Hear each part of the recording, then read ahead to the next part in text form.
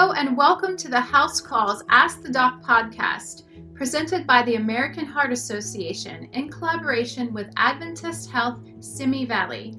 I'm your host, Stacy Beckley. Today, we will ask an expert questions about a timely topic that's on everyone's minds right now. We're talking about COVID-19 and particularly its impact on the heart and brain. Joining us in our discussion is Adventist Health Simi Valley Medical Director of Hospital Epidemiology and Antimicrobial Stewardship, Dr. Ramesh Nathan. Dr. Nathan, welcome. Thank you very much, Stacy. COVID-19 is primarily a respiratory illness, but inflammation of the vascular system and injury to the heart appear to be common features of this novel coronavirus, occurring in 20 to 30% of hospitalized patients and contributing to 40% of deaths. What are you seeing in the emergency room? I'm very happy to be here to talk to you about COVID-19. Certainly, this has been an illness that has taken us for quite a ride and continues to do so. We continue to still see patients with COVID-19 in the emergency room, but the presentation is variable. So, for example, we can see some patients who come in with virtually no symptoms at all, but are there simply because they may have been exposed to someone with COVID-19. We also see elderly patients who live in a nursing facility who are brought in by facility caretakers because they tested positive even though they don't have any symptoms. We're also seeing in the majority of the patients, I think, that we do see in the emergency department are those that present with classic symptoms such as fever, cough, and shortness of breath. And most of those patients are stable to go home and quarantine or go to a situation where they can stay free of infection. But unfortunately, we are also seeing some patients that come in very sick and require placement on a ventilator.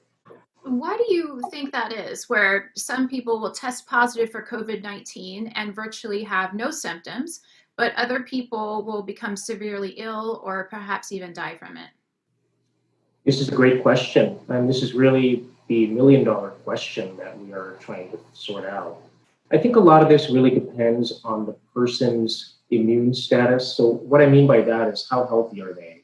If an individual is fairly healthy, doesn't have cardiovascular disease or other what we call comorbidities such as diabetes or hypertension, they are statistically less likely to have severe disease and more likely to have mild disease. And by mild disease, I mean symptoms like upper respiratory tract symptoms or perhaps lack of smell or taste, of which we now know that those are transient symptoms that frequently resolve over time. Younger individuals tend to have milder disease by virtue of the fact that as a group, they tend to be more healthy. But the group that we are concerned about are populations over 65 and those with cardiovascular disease, because this virus is so typically linked with inflammation, and we know that inflammation can cause blood clots. Okay. You somewhat answered my next question. Being a newly discovered coronavirus, I realize there's so much that we don't know about COVID-19. What we do know so far about the risk of people with cardiovascular disease, and why are people with cardiovascular disease showing to have such a higher risk of complications? Is it just that inflammation? This is also an interesting question. We tend to see cardiovascular disease in patients who also have other comorbidities that I referenced, such as diabetes and hypertension. And one of the common factors with those illnesses is that they are pro-inflammatory. So what that means is that these patients have a higher rate of inflammation, which can trigger or synergize the virus to form clots. And these clots can form anywhere from light clots to more severe blood clots in both the lung as well as the brain, which is manifesting as a stroke. And so this is somewhat of an unusual feature of this virus that really distinguishes it, in my opinion, from the typical influenza or the common cold. So I do tend to correct people when they say that this is not really anything more than a cold or a mild flu. While certainly some of the symptoms could present that way, many patients unfortunately do have more significant side effects such as blood clot formation. And that's something that we really are striving to identify early in those populations at risk and even designing our treatments to address that problem. What should someone do if they're not feeling well, but they're not sure if they have COVID-19? If you are feeling unwell and you just don't feel that you can wait to talk to a provider, a primary care physician, or a navigator nurse, then we certainly encourage patients to come into an emergency room or urgent care to be checked out. But if you have the means and your symptoms are somewhat mild, to talk to a provider so that they may be able to guide you and give some advice over the phone, or even avail yourself to telehealth technology, should that be available to you, I would encourage that. Because sometimes some of these symptoms can be triaged appropriately, and even patients can even be directed to freestanding testing sites if that's something that's clinically relevant or appropriate. What are some of the long-term side effects that you're seeing on people who've recovered from infection, and how long do those side effects typically last? In my own population of patients that I've been able to follow, the majority of patients do have resolution of their symptoms, but certainly there are some more long-lasting symptoms that we are seeing. And some of the more common complaints that I get are complaints of fatigue or malaise, and people just don't feel that well, they don't feel like themselves, or they're still tired, even though they're a lot more functional than they were when they had the acute illness. We hear a lot about something called brain fog, which is sort of a decreased or altered cognition. People just don't feel like themselves completely. And that's something that we're trying to understand exactly why that happens. But fortunately, the majority of people do actually improve. From a cardiovascular perspective, though, there are some unusual and distinctive syndromes that are associated with COVID-19, including what's called myocarditis. And we are seeing more cases of that. That certainly doesn't happen to everybody, but it can put patients who have cardiovascular disease at higher risk for that. What exactly is myocarditis, and how is it linked to COVID-19? So myocarditis is defined as inflammation of the heart muscle. So the general theme of COVID seems to be enhancing the inflammatory response, and this is no exception. So all muscles are prone to potential inflammation, and the heart seems to be affected in about 10 to 20% of patients, depending on which survey or which case series you look at. So broadly defined, it's inflammation of the heart muscle. We are seeing this more in athletes, doing more reports in the news as well. Fortunately, most patients seem to be doing okay, but that I don't think we can generalize that. It's noteworthy that the Boston Red Sox player Eduardo Rodriguez, also known as Erod, was diagnosed with myocarditis, and he was sidelined for this year's shortened baseball season. We just don't know enough about it yet because there hasn't been enough time passed to really follow these athletes to see what the long-term effects might be on their heart. Yeah, and what we're also trying to figure out is myocarditis a result of the direct viral injury to the heart, or is it a result of exaggerated inflammation? Certainly, that is something that is being studied quite significantly by the scientific community. I should say that there's a lot of amazing research that's come out that has really helped to understand the origin and also the genesis of any of these syndromes that we see, so that we have a better understanding of how we can design treatment earlier and also identify patients that might be at risk for some of those complications. What about some of the long-term impacts of COVID-19 on the brain? This is the most feared complication. Unfortunately, I have seen, as many others have, that COVID-19, by virtue of the fact that it can form clots, unfortunately can predispose a small subset of patients to strokes. So we see some patients who have the most devastating problem, which is blood clots in the brain in various distributions. And some of those are in distributions where patients can recover, but many are not. I should emphasize that this is a smaller percentage of patients, and this only affects higher risk groups, but still something that we need to be very careful of. Typically, again, patients with cardiovascular risk factors tend to be more prone to forming clots, and the clot formation can include the brain as well. Some of the milder versions of neurological or brain syndromes that we see include, as I referenced, the brain fog. Headaches have also been reported as well. Fortunately, in the more benign conditions like this that are non-stroke, most patients tend to have a recovery, but it can take a while. It can take up to 3 to 6 months, actually. What differences in long-term effects are you seeing between children or teens and adults?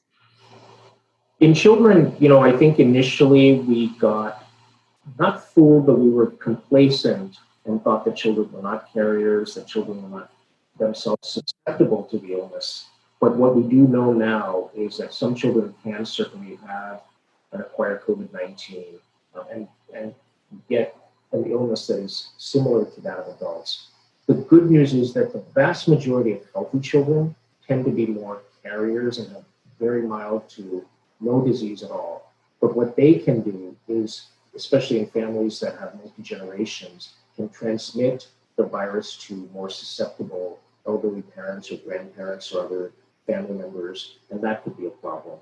So I would say that most children do well, with the exception of some high-risk groups of children that have chronic illnesses, but children can be what we call vectors for transmission to other individuals that may be high risk.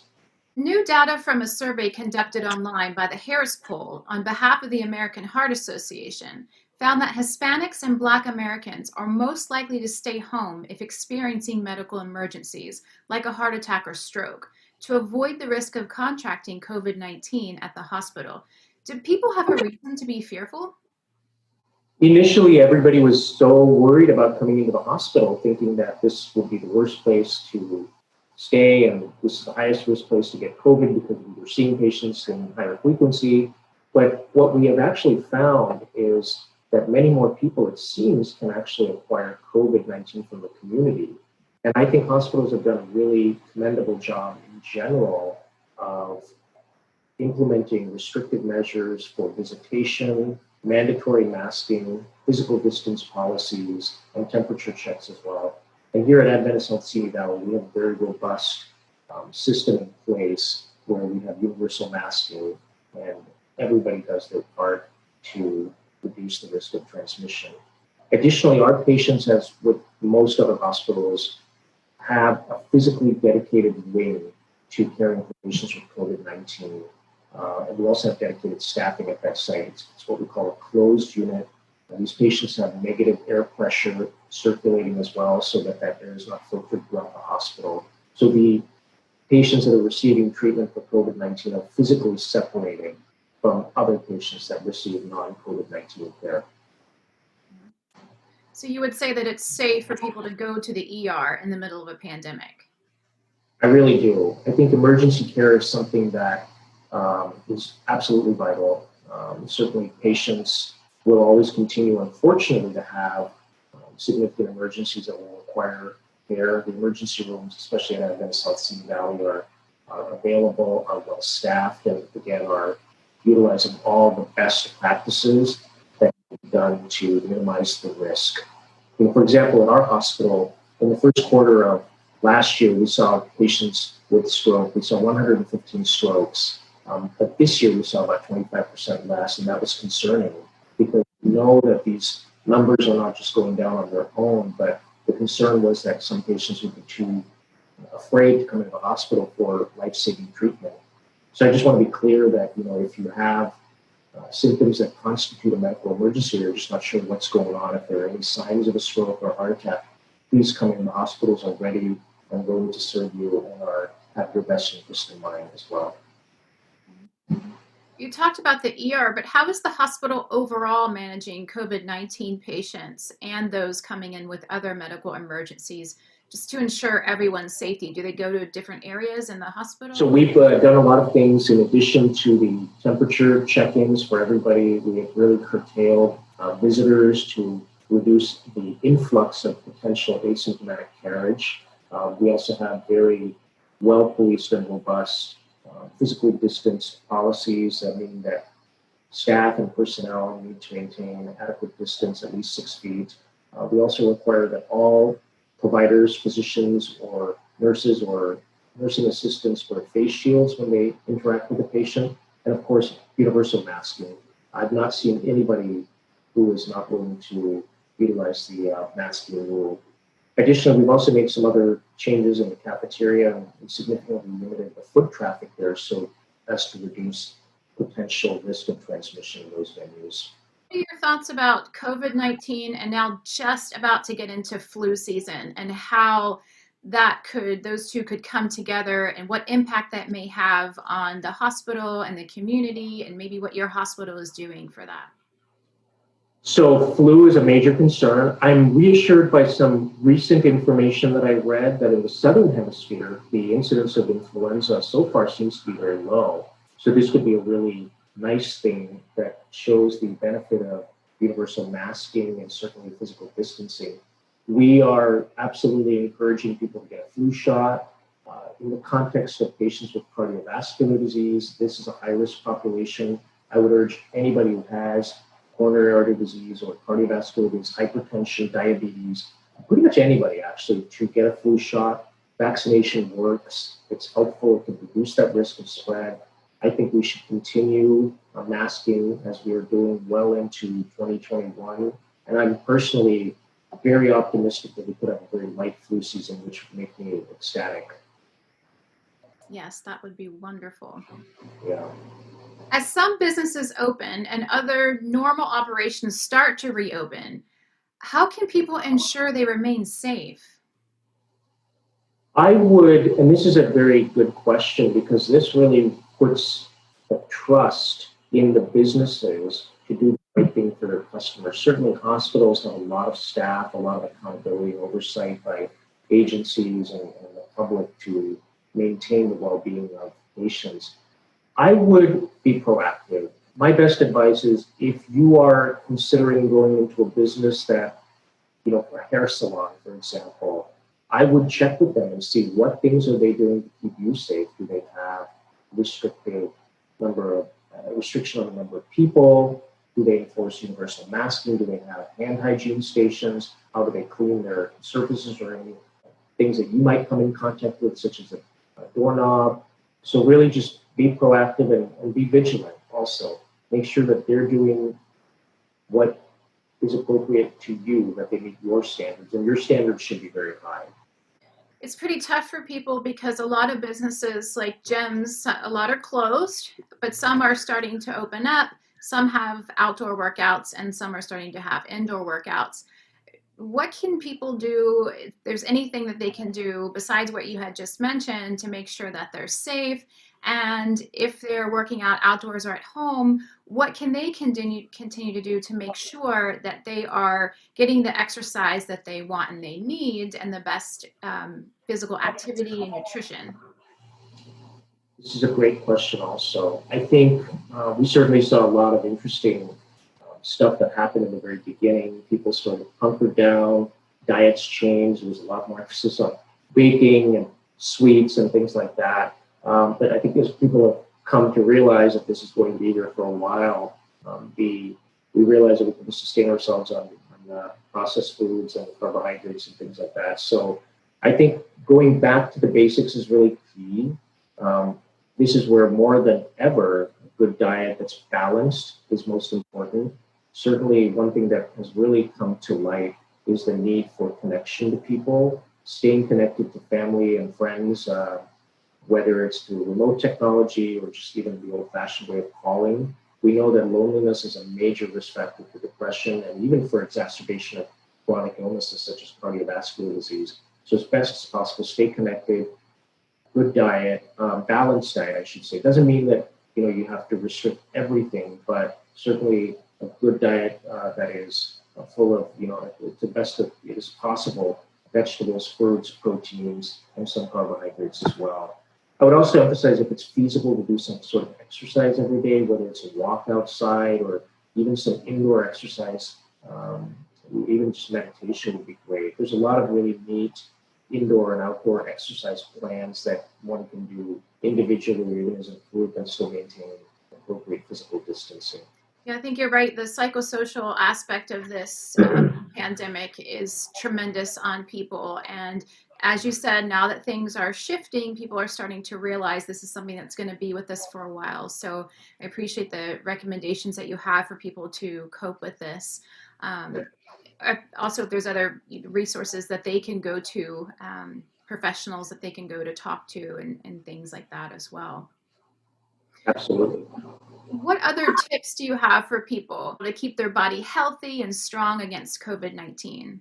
I think that it's worth mentioning that there's a lot of information out there on social media and on news sites that can sometimes be unsettling. And I think giving people, mentioning that, you're empowered to choose and perhaps turn off content that may be upsetting. I mean, I think that no matter where you look, you can see bad news or good news depending on how you look at things. And sometimes that can really, I feel like that creates a lot of anxiety, which we know can actually trigger not only feelings of hopelessness and helplessness, but also exacerbate chronic illnesses and put people at risk for potentially worsening of heart disease and things like that. So just keep in mind that if something is bothering you, maybe taking stock of that, avoiding unsettling content, we'll call it, being aware, self-aware of your feelings. Sometimes having to take a time out, I think, is crucial. And they sound like really elementary things, but I really think they're crucial. And I think sometimes just, checking out for just a couple of minutes and just, resetting is really important for your psyche. And really, I would just emphasize the diet and sleep also. I think more than ever, this is really highlighting the need for adequate restorative sleep. I think sleep disturbances have been a problem for Americans for a long time, and we really haven't confronted it. But this pandemic has really shown the need for that in order to maintain a good immune system as well. Restorative sleep is crucial. Well, maybe if there's any silver lining in this pandemic, it would be that for us to get a better, healthy, balanced lifestyle. Yes. That's it for us today. Dr. Nathan, thank you for your wisdom on this important topic. I learned a lot, and I hope so did our listeners. On behalf of the American Heart Association and Adventist Health, stay safe, be well, and be healthy for good. Thank you very much.